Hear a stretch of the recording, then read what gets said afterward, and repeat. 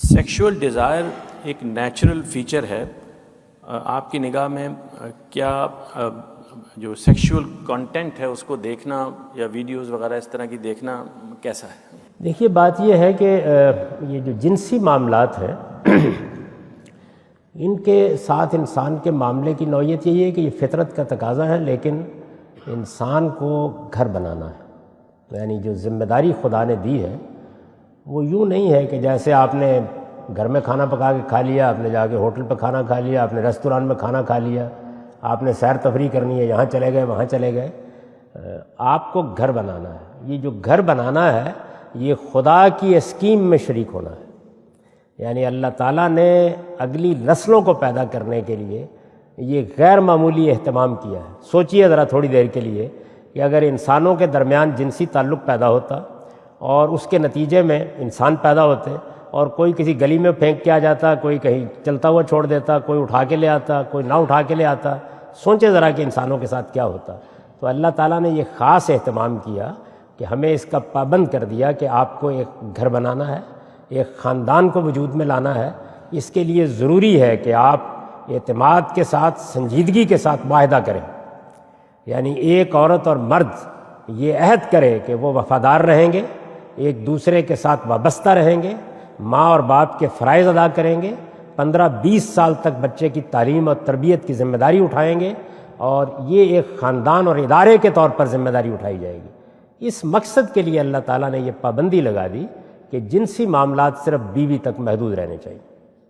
اس مقصد کے لیے، ورنہ کوئی پابندی لگانے کا شوق نہیں تھا. انسان کے لیے، میرے لیے، آپ کے لیے جب ہم پیدا ہوتے ہیں تو ناتواں ہوتے ہیں، بڑے ہو کر افلاطون اور ارسطو بن جاتے ہیں، لیکن اس وقت ہم اٹھ کے اپنی کوئی حاجت بھی پوری نہیں کر سکتے، منہ میں کھانے کا نوالا بھی نہیں ڈال سکتے. تو ہمیں ضرورت ہے اس بات کی، یہ میری آپ کی ضرورت ہے کہ پیدائش سے لے کر شعور کی عمر کو پہنچنے تک ہمیں ایک خاندان ملے. خاندان اس وقت تک نہیں مل سکتا جب تک کہ ایک مرد و عورت ایک دوسرے کے وفادار ہو کر زندگی بسر نہ کریں. تو یہ وفاداری ہے جس کو قائم کرنے کے لیے شادی کے بعد بھی اور شادی سے پہلے بھی اللہ تعالیٰ یہ کہتے ہیں کہ جنسی معاملات کے بارے میں آپ محتاط رہیں. ان معاملات کو آپ صرف بیوی ہی سے متعلق رکھیں تاکہ گھر بن سکے، خاندان وجود میں آ سکے اور انسانیت سسکنا نہ شروع کر دے.